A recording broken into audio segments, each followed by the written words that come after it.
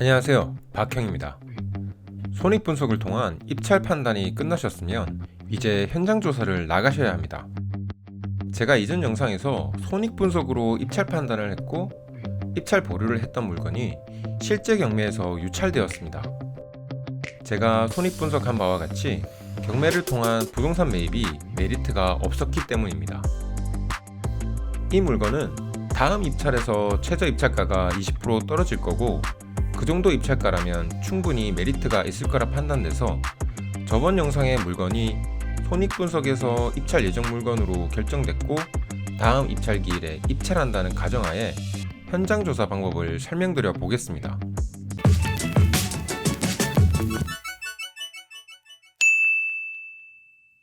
요즘에는 포털 사이트 지도나 로드뷰 기능 등을 통해서 직접 현장을 가지 않고도 어느 정도 현장 조사가 가능합니다. 정식 명칭은 아니고 현장 조사와 구분해서 말씀드리기 위해서 이렇게 인터넷을 통해 현장 조사를 미리 해보는 것을 사전 조사라고 하겠습니다. 저는 입찰 예정 물건을 좀 더 빨리 거르기 위해서 이 사전 조사를 손익분석 전에 미리 합니다.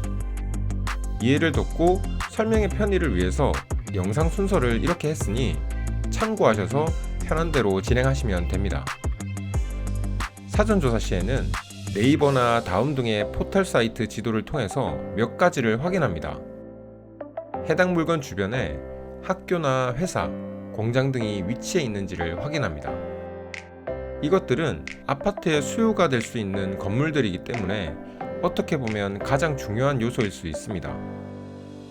그리고 주변 도로가 잘 나 있는지와 대중교통 이용의 편리성을 봅니다.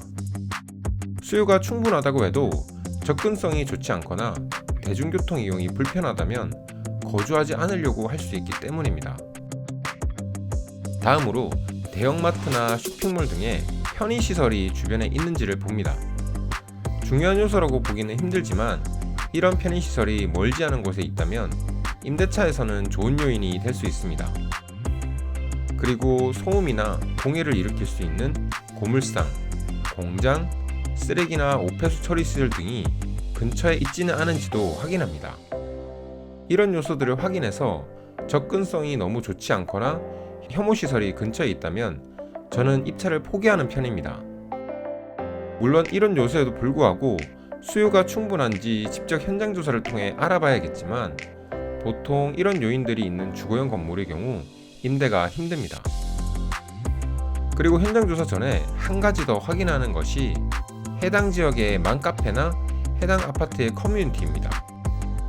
요즘은 이런 커뮤니티가 활발하게 운영되는 경우가 많아서 해당 아파트의 주거 여건이나 아파트 하자에 대한 정보들을 쉽게 얻을 수 있습니다. 이런 커뮤니티가 아니라도 입찰하고자 하는 아파트의 이름이나 땡땡 아파트 하자 등으로 포털 사이트에 검색해서 해당 아파트에 대한 정보를 확인할 수도 있습니다. 생각보다 많은 정보를 여기서 얻을 수 있습니다. 해당 아파트에 거주하고자 하는 임차인들도 이런 식으로 정보를 찾아볼 수 있으니 하자나 주거 여건이 좋지 않다는 얘기가 많은 아파트들은 입찰을 피하시는 게 좋습니다. 여기까지 하셨으면 이제 실제 현장으로 가서 직접 입찰 물건과 그 주변을 확인해 보셔야 합니다. 현장 조사에서 제가 중요하다고 생각하고 반드시 확인하는 몇 가지가 있습니다. 우선 아파트의 공실 비율입니다. 아파트에 공실이 많다는 것은 아파트에 문제가 있거나 주거 환경이 좋지 않거나 혹은 이 아파트의 수요가 충분하지 않다는 겁니다. 에어컨 실외기를 밖에 설치하는 아파트의 경우 실외기 유무로 파악할 수도 있고 저녁 시간대 현장 조사를 나가서 불이 얼마나 켜져 있는지로 확인할 수도 있습니다. 만약 동수가 많지 않은 아파트라면 전기 계량기가 돌아가는지로도 확인할 수 있습니다. 다음으로 확인해야 할 것은 입찰하려는 해당 호수에 사람이 살고 있는지를 확인합니다. 소유자이던 세입자이던 사람이 살고 있어야 나중에 건물을 명도받거나 합의를 할 때 해결이 쉽습니다. 만약 사람이 살고 있지 않다면 명도에 어려움을 겪어서 시간을 낭비할 수 있기 때문입니다. 확인 방법은 밤에 불이 켜져 있는지 확인을 하시던지 낮에 가셔서 직접 방문을 해보시는 방법이 있습니다. 양해를 구하고 직접 방문하는 방법은 처음 경매를 하시는 분들에게는 조금 어려울 수 있지만 직접 방문을 해서 내부 확인이 가능하다면 인테리어 비용을 계산할 때도 도움이 됩니다. 세입자가 살고 있다면 비교적 직접 방문이 쉽고 세입자 정보도 얻을 수 있으니 매각 물건 명세서에 세입자가 살고 있다고 되어 있다면 꼭 직접 방문해서 임차인이 현재 살고 있는지 내부 상태는 괜찮은지 확인하시는 걸 추천드립니다. 다만 아직 낙찰받으신 건 아니니 조사 단계에서 너무 무리하게 방문을 하려고 하시거나 만나서 많은 질문이나 연락처 요구 등은 자제하시는 게 좋습니다.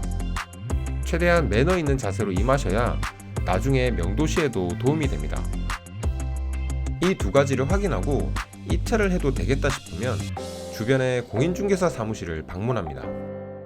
해당 아파트의 매매 가격과 월세 및 보증금 등의 시세를 대략적으로 파악을 해둡니다. 그리고 중개사분들은 지역에 대해 잘 알고 있기 때문에 주거 여건에 대한 정보도 쉽게 얻을 수 있을 겁니다.